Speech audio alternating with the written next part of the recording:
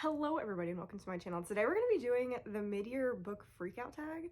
I don't actually think I've ever done this. I don't remember if I did because I think I started YouTube last year around May, but I don't remember, and I looked through my old videos and I was too impatient to like thoroughly look through them, and also the faces that I make in thumbnails. I literally cannot bear to look at it for that long.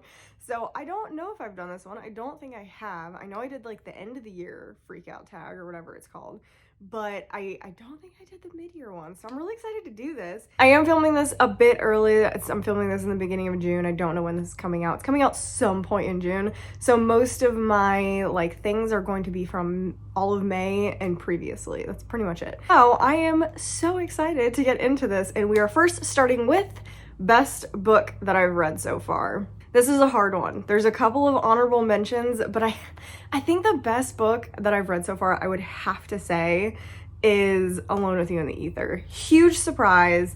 Oh my gosh, I cannot believe that this is so far the best book I've read this year. And that's like up against Hellbent, and that's up against Defy the Night, which I really, really liked. And that's up against Fourth Wing. So there's a lot of pretty good contenders, and somehow Alone with You in the Ether just like knocked it out of the park. I think it's a combination of the writing style, feeling so like emotionally vulnerable reading that book because it's an emotional roller coaster, but you feel like you're really reading about two real people, and I absolutely love that. And I love the representation in it, and it was just, there was something that was just magical about that book, and I absolutely loved it. Next, we have best sequel. I feel like this is not going to be very surprising since I just talked about it.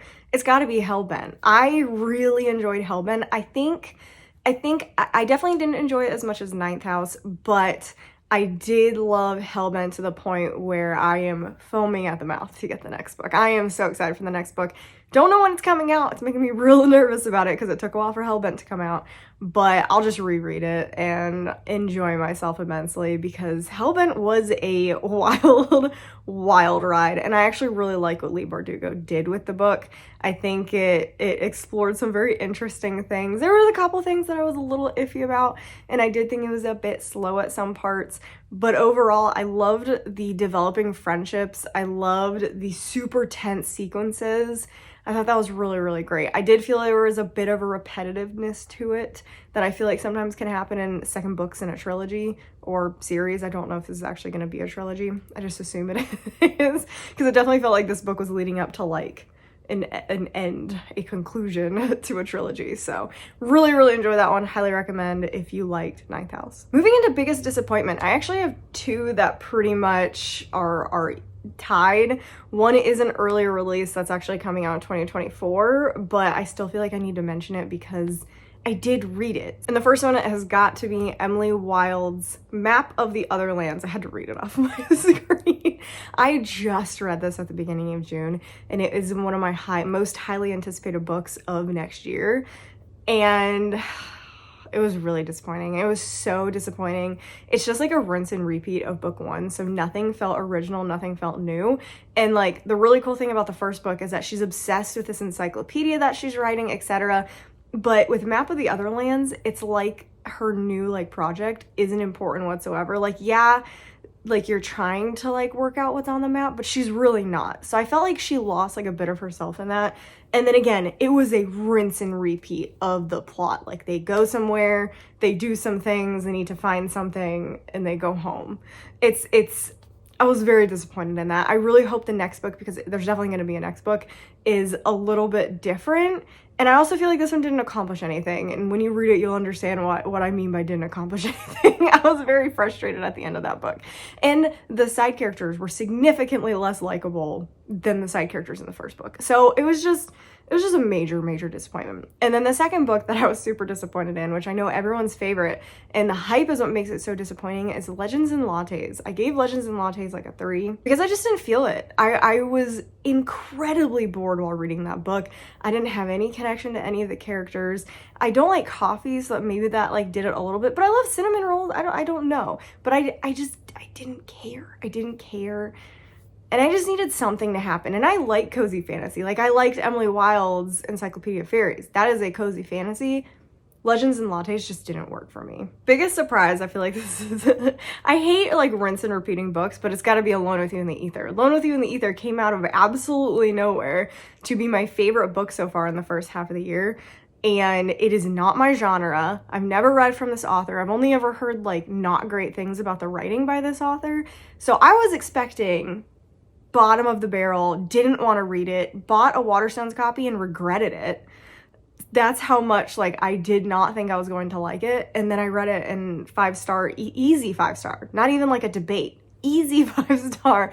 So that's definitely got to be the biggest surprise. And then I feel like Fav New Author is also just part of this like train that I'm on, and it's Olivia Blake, because I read some of her like backstory. So if you didn't know, Olivia Blake actually has bipolar disorder, which is what makes her writing of Alone with You in the Ether so poignant, because the main character in Alone with You in the Ether has bipolar disorder and is trying to deal with her life and her emotions and how to be constructive and not destructive. And I read the author note, and then it kind of put me in like a deep dive about Olivia Blake, and she's so like just amazing. She's so amazing that I'm so impressed with her and what she's been able to do, because she talks about how she actually isn't currently on bipolar medication. She actually uses her writing, and that's why she writes so much, to use all of her constructive energy in a good way. And then she has her husband who's looking out for her, and her therapist who's looking out for her just in case she does need to be put back on medication. So I just love hearing her talk about it, because it's talking about mental health in such a positive but also like real light. Like she says, I may need to go back on medication. That's why I have my people to be there for me, to help me realize if that's something I need to do. So it's just such a positive and good light, and I feel like it's a lot of hope for people out there. So I'm just like, I'm so impressed with her. So she's definitely got to be my favorite new author. Book that made me cry. This is not hard to do. Most books make me cry. If you even have like a little bit of a sadness in there, or it's even really happy, I'm gonna cry. But the one that probably made me like sob the most, like walk over to my husband and him be like, what happened to your face, would be Carrie Soto is Back. Like, if you know, you know, like when you read that book. To me, it's like generally a happy book, but there is a very tragic moment in the book where I was just like wallowing and devastated. But I can also say the same thing about Malibu Rising. There was a section in that I also was very emotional during. So pretty much anything Taylor Jenkins read just makes me sob like a baby. And I feel like because I read it most recently, I'll have to put honorable mentions in there for Fourth Wing. You know what you did. You know what you did. Book that made me happy. I feel like this is in direct conflict with a previous one, but Emily Wilde's Encyclopedia for Fairies. The first book just like gave me this warm and fuzzy feeling that I want to like have when I read cozy fantasy. And I loved it. I loved it. It's so sweet. I loved some of the characters in it and like the fairies in it. And it's just like, I just really, really like that book. It made me happy. I love the things that were happening. And so I'm really, really excited that I read that one. I wish the second one was a little better. That's the problem. So like the book makes me happy, but now kind of sad at the same time. But I'm remembering the good vibes when I originally read it. Oh, this is a hard one. Most beautiful book. I'm going with ones that I've just read because I do get a lot of books. I think one of the most beautiful books that I've read, I feel like I've got to say Fourth Wing. Those sprayed edges like are immaculate. They look really, really good. And I just like this cover to begin with. The shininess, and it just looks so cool. It looks so cool. And I would definitely also mention Daughter of the Moon Goddess. This book is, look at this thing. This thing is amazing. It's just, I don't know. Like you can't get prettier than some of these special edition books, but I don't want to just do special edition books. So non-special edition, we have Priory of the Orange Tree, because Priory of the Orange Tree actually is a stunning cover. This is one of my favorite covers. The orange is beautiful. The dragon looks so cool. So this is also one of my favorite covers that is a non-special edition. Moving on to new releases that I haven't read yet. I mean, there's so many. There's so many. Like, have you seen the pile behind me? I guess if I had to pick like one or two, I definitely would say Divine Rivals is definitely in there. I'm very, very excited to read Divine Rivals. And also The Last Word by Taylor Adams. Especially this one, I'm just so nervous I keep putting it off, because their books have been such a wild ride. Because I haven't read Hairpin Bridge either. I think I'm gonna make a vlog where I read this one and Hairpin Bridge at the same time to see like good versus bad hype, because this one has a lot of good hype, and then Hairpin Bridge, I've not seen a single nice thing about it. So I definitely want to see for myself like why people aren't liking it. So that's what I'm probably gonna do. But this definitely this one and definitely Divine Rivals are the two that I have my eye on that I really want to read that are pretty brand new releases. Most anticipated. There is a lot of anticipated books. I definitely would have to say the second Fourth Wing book now, Iron Flame, that's coming out in November. That's definitely on there. The third Stephanie Garber Once Upon a Broken Heart book series. I don't remember what the last one's called. A Curse for True Love? Maybe that sounds right. That sounds like it would be in the series. Whatever the third book is, I'm really excited about that one.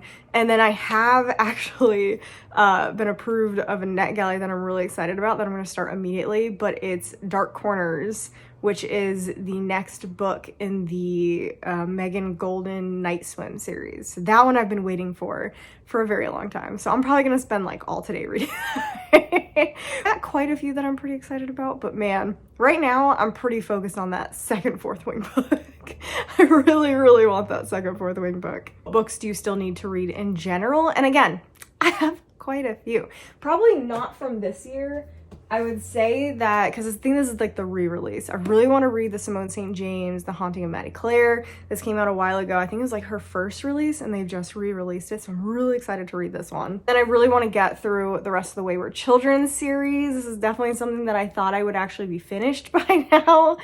But each book is like an emotional gut punch. So after I read it, I need like a month off and then to be able to move into the next one. But like, I really just gotta suck it up and just start reading them because I feel like they're gonna sit better in my mind if I read them like in a line, because then I'm gonna be like, oh, that's what happened. Because I actually want to go back and reread the first one after I read a couple of these, because I think I'll appreciate the first one more, because I'm liking the like sequels better so far than the first one. So I need to go back and reread the first one after I get through some of the sequels. But the series is so good, so I really just need to get through these. And then of course, all my backlist Fairy Loot books and all my backlist Illumicrate and my backlist Outcrate and LitJoy books and Unplugged, all of those. I still need to read all those. We're working through those slowly. We're doing that project that we're doing on the channel that's actually going pretty well.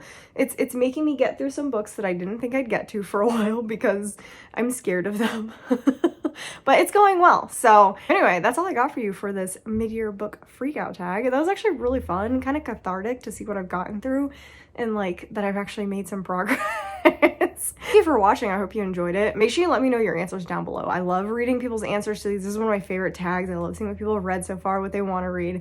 So let me know down below, answer all the questions, because I'm dying to know what you guys have answered for these. Make sure you subscribe, make sure you like the video, and I'll see you guys in the next one.